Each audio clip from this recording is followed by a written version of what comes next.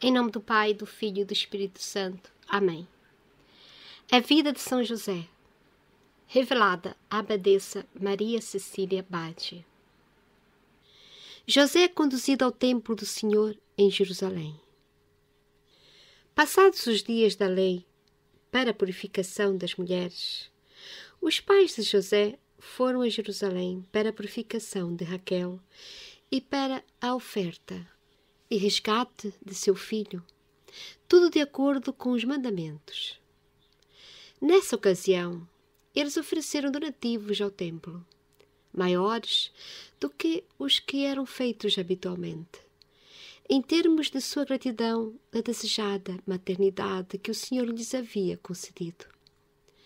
Durante essa viagem, José se mostrava muito alegre e jovial, fato atentamente observado por seus pais, que também se alegravam por ver o menino tão contente e festivo. Eles entenderam perfeitamente que a graça divina se manifestava na alma de seu filho. Entenderam também que, se isso acontecia em tão tenra idade, com certeza também se desenvolveria à medida que ele crescesse. E eles rendiam graças ao Altíssimo e desenvolviam também novas motivações para que se avolumasse o seu amor e sua gratidão a Deus, e para que eles viessem cada vez mais a se exercitar a prática das virtudes.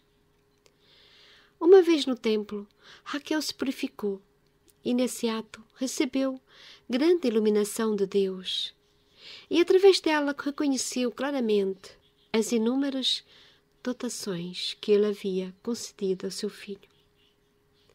José foi então apresentado ao sacerdote em exercício, e ele, ao recebê-lo em seus braços, foi tomado de imensa alegria e iluminado interiormente por Deus, tendo também tomado conhecimento do quanto aquele menino era querido pelo Senhor.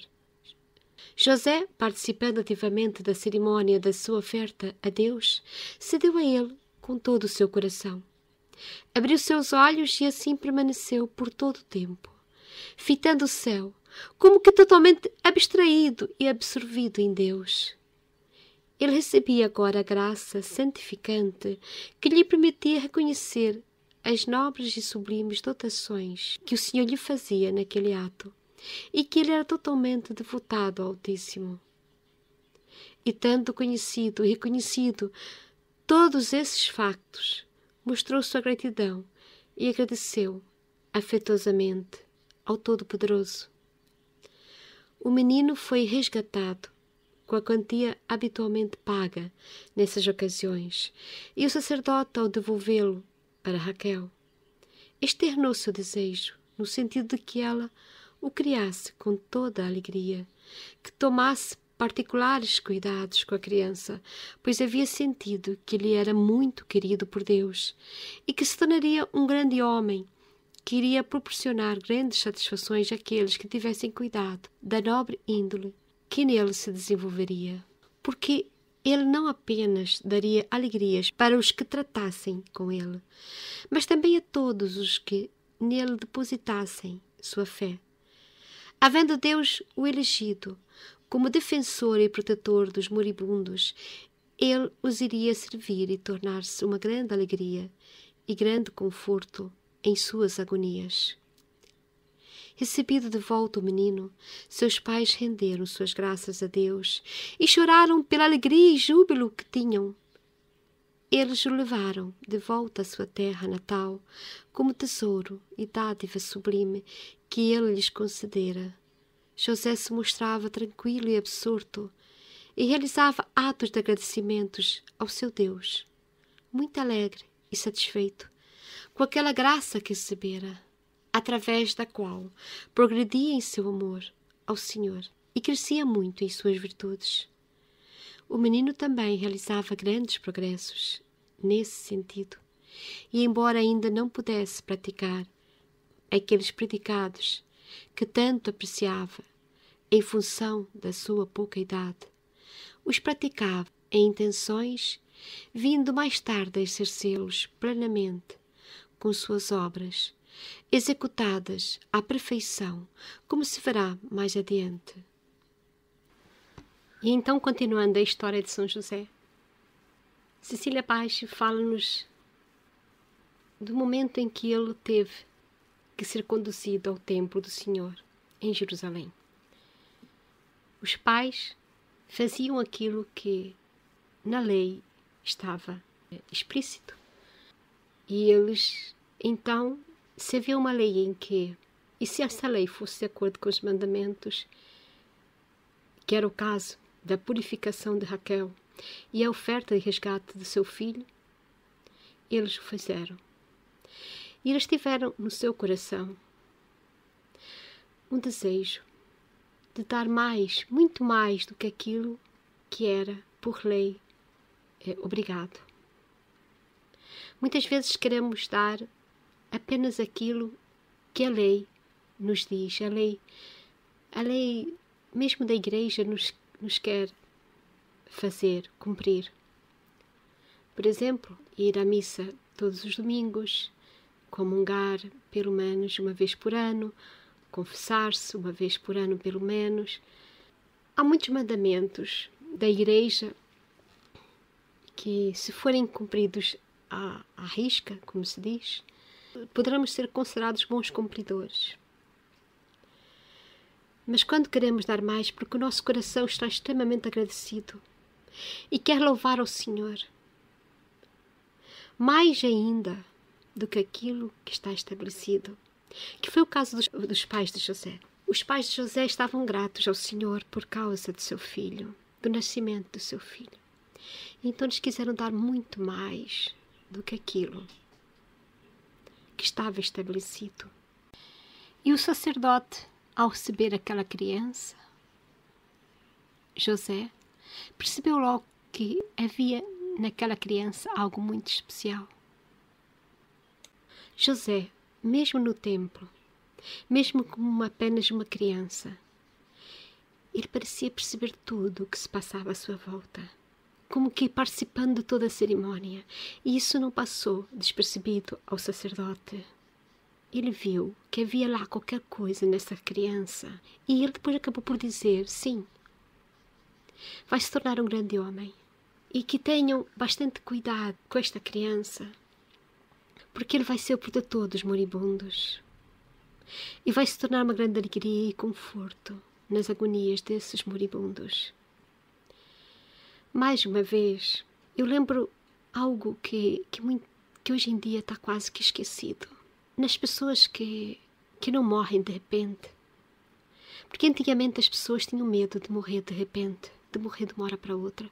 Hoje em dia as pessoas dizem até, eu quero morrer rápido, eu quero morrer para que eu não note, para que eu não sofra muito. Mas isso acaba por ser um engano.